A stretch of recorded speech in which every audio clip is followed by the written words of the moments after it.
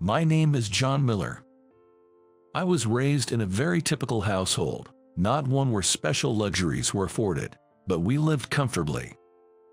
Our neighborhood was filled with affluent families, and our home stood out like it had wandered into an upscale residential area. Among these, there was one particularly luxurious and large house where my classmate, David, lived. David's parents had climbed to the top of the corporate ladder, holding executive positions at a major company. To anyone looking in, David was the epitome of a privileged young master. I would always watch, curious, as David's family left in their luxury car, unlike any I had seen elsewhere. David, perhaps influenced by his family environment, had a high sense of pride and often tried to assert his dominance in various situations. "John, what did you have for dinner last night?" "We went to a fast food place with my family." "Is that the dirt cheap one?" "Yes, but..." "Really? I didn't know people actually go to such cheap places." "Sorry about that." "No, I should be the one apologizing. I didn't realize your family was that low." After such conversations, David would go on to describe how lavish his own family's meals were. It might seem like innocent boasting from a child. But after boasting, David would deride my family's situation by comparison. Given that we grew up together and saw each other daily, I suppose this had become a routine occurrence. I suppose it's because he did this so frequently that I can't recall every instance. Though I was often annoyed by David's attitude, part of me had resigned to it as something inevitable. He excelled in both academics and sports, shining in tests and sports days. His appearance was also striking, and on Valentine's Day, he received an innumerable amount of chocolates. "Such cheap things are not worth consuming," he would say, throwing them all away. Classmates, regardless of gender, looked at David with envy or resentment in various ways. Even though I was bullied almost every day, I still admired his talent. Sometimes, I would even genuinely praise him in response to the dominance he tried to assert. Over the weekend, I just flew to the Maldives. Really? No way. I've flown so much I'm getting tired of it. You wouldn't understand. Wow, that's incredible. I've never been abroad. Tell me all about it. Oh, sure, if you want. Hearing about experiences I'd never had from David was something I looked forward to. Of course, only on topics I was interested in, but it was amusing to see David taken aback by such reactions. He probably wanted to see a frustrated look on my face. Because we were neighbors, our families were also closely acquainted. David's father, being a car enthusiast, would often invite me for drives. The car we rode in was a luxury vehicle unlike any I had seen elsewhere. David's father was well versed in all things luxury cars and would answer any simple questions I had about them. Perhaps influenced by his father, David was knowledgeable about luxury cars, and I would listen to them talk about cars from the back seat. Through listening to their conversations, I found myself developing an interest in luxury cars as well. Someday, I wanted to drive a car like that myself. I truly believed that. Cars are really great, aren't they? Yeah, they are. Let's go for a drive together someday. Someday, the two of us would go out in a car I'd be driving. I didn't know when that would be, but we made such innocent promises to each other. When David's father was changing cars, I would go to the exhibitions with them and even take test drives. "This car is cool." "Well, my family could easily buy it, but you probably couldn't." "No way, I'll work hard so I can afford it." "Impossible. Don't dream too much." "I won't let it end as just a dream. I'll drive an even higher-ranked car." Yeah, it's free to say it." David didn't believe in my dreams at all, not even half-heartedly. Even so, at that moment, I made a resolution in my heart. Someday, I would definitely drive a car that was 2 ranks higher than those showcased at the exhibitions. Despite everything, David and I, sharing a love for cars, spent our days getting along somehow. However, the mounting behavior that was laughable when we were younger gradually became truly annoying as we grew up. Especially during periods involving exam studies and career choices, it became harder to bear due to the lack of mental leeway.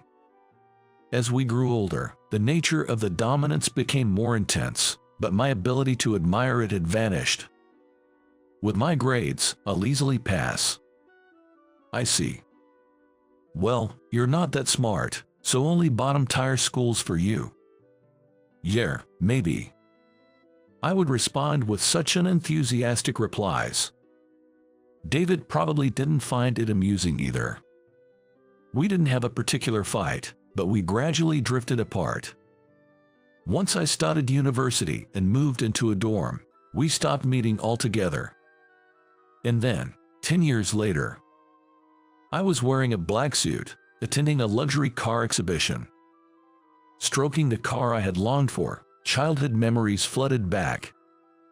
What was once only a dream had become reality, and I was now living the life I had aspired to. I felt proud. Exploring the exhibition with the same excitement I had as a child, I was suddenly approached from behind. Huh? It was just one word, but I recognized that voice immediately and turned around in surprise. Standing there was, indeed, David. He had become a man who looked sharp in a suit. It was to be expected, given his handsome appearance since childhood. Surprised by the sudden reunion, David opened his mouth as if in disbelief. "What are you doing here?" "I have every right to be at this exhibition." As I responded, David suddenly burst into laughter. Confused and silent, he started to speak after a good laugh. "Well, a poor person rarely gets to touch a luxury car. It's only natural you'd want to see one. It seems his habit of looking down on others hasn't changed since we were kids. If anything, it feels like it's gotten worse. It's not unreasonable for him to find it odd that I was at the exhibition alone. Back when we were kids, the only way I could go was if David's father took us. Show me the car you came in if you drove here." "Yes, sure, but you came here in some cheap car, right? That's just too funny." David spoke loudly, as if to make sure everyone at the venue could hear him. People around us glanced over, wondering what was going on, but David didn't care. "A rickety old compact car or something?" "No, that's not it." "I get it. The punchline is you actually came on a bicycle, right? Just wait outside in front of the entrance. I'll bring my car round." Convinced that explaining any further would be pointless, I headed to the parking lot. "Don't try to sneak away because you're embarrassed to show me your car," David's mocking voice called after me. I had no such intention. I got into my car and drove it to the main entrance where David was waiting. The moment David saw my car, his face went pale. What is this? Don't you remember? We talked about this when we were kids."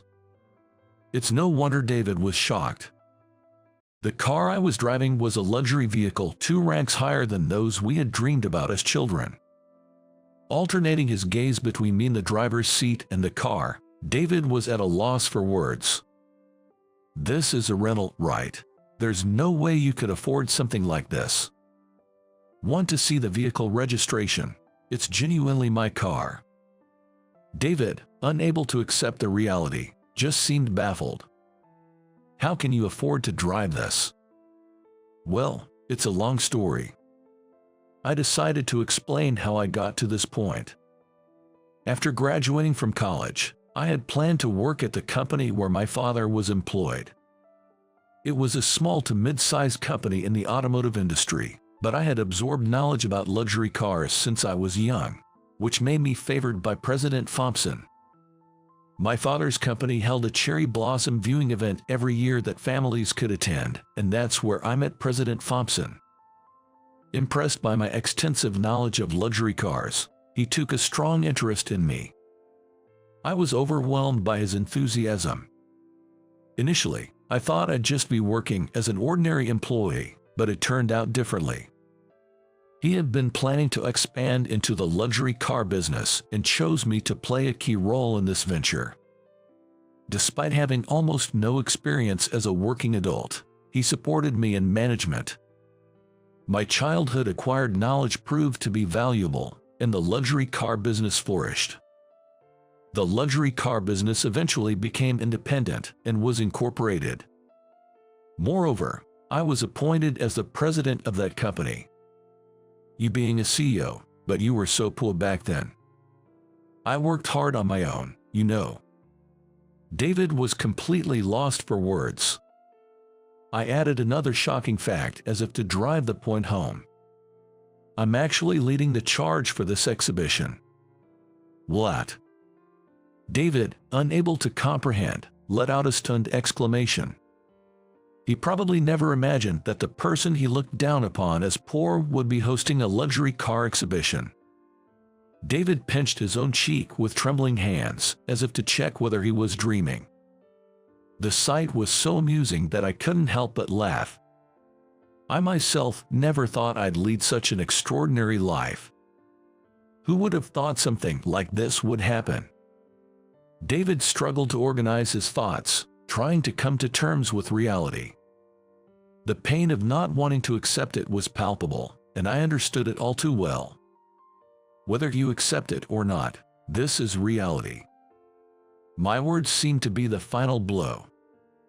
As understanding finally dawned on him, David collapsed to his knees. Approaching him out of concern, I saw that he was crying with his face turned downward. Having interacted with him since childhood, this was the first time I saw him cry. As I hesitated over what to say, David spoke in a small voice. Why are you leading a better life than me? David's muttering was filled with a sense of tragedy. I was surprised, but I hadn't expected him to be this shocked. Honestly, his words were nothing but unreasonable. I had made an effort in my own way and had done nothing to feel guilty about. Yet, looking at David crying, I didn't feel any anger. Instead, a calmness began to overflow within me. I spoke to David softly. Initially, my interest in this field and my desire to learn more were all thanks to you, David. I truly appreciate it. Kneeling down, I grabbed David's hand.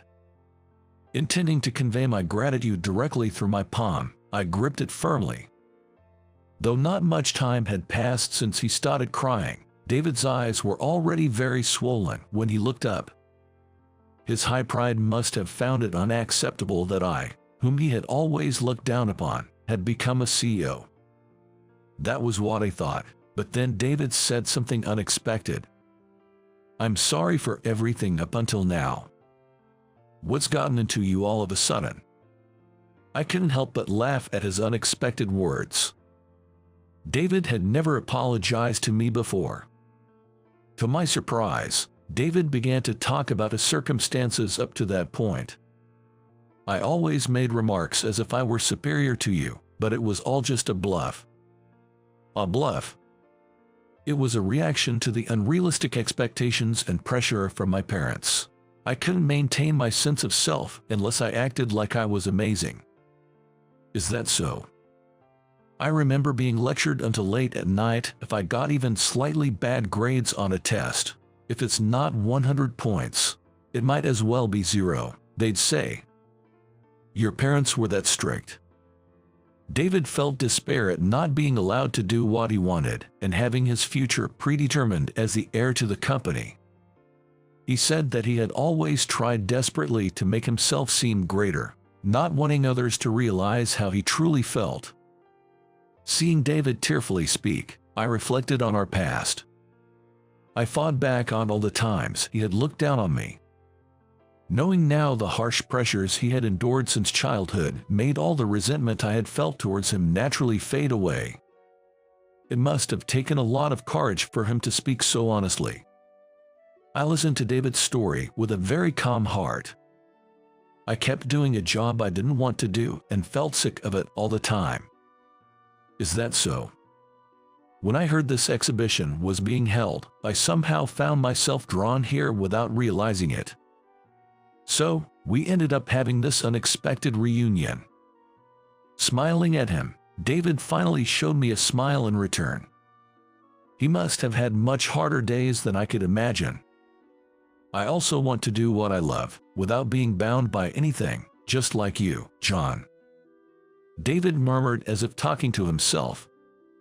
I didn't miss what he said. How about we grow the company together? What? You love luxury cars, right? So let's work in that field together. Are you really inviting me, even after I've made fun of you so much?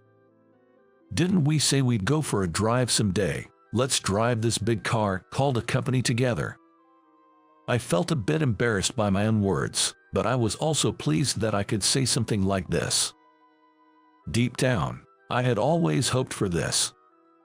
I wanted to work with David in a field related to our shared passion for luxury cars. It was a dream I had given up on, thinking it would be scoffed at. But now, David was crying tears of joy at my words. Thank you, John. I'll work really hard. Of course, I'm counting on you to work hard. Thank you, President Miller. Stop that, it feels weird. Just John, like always. David and I laughed together at that. Shortly after, David quit his job and joined my company. His knowledge of luxury cars, inherited from his father, made him an immediate asset. With David's help, our luxury car business grew even more than before. I never imagined something like this would happen, but I'm so glad I held that exhibition. David, now an employee of my company, stopped pretending to be someone he wasn't and stopped looking down on others. I was amazed to see him treating everyone equally, regardless of their status. It made me realize that people can change significantly if they truly want to. I couldn't help but smile wryly, thinking that my younger self would never believe this story. On weekends, going for drives became our routine. We'd talk about the future of our business and our favorite cars until the day turned to night. I was amazed that such luxurious time could exist. It became precious to me. After drifting apart, I am now working together with David like this. As I gripped the steering wheel, I felt invigorated by the bond that cars had rekindled between us.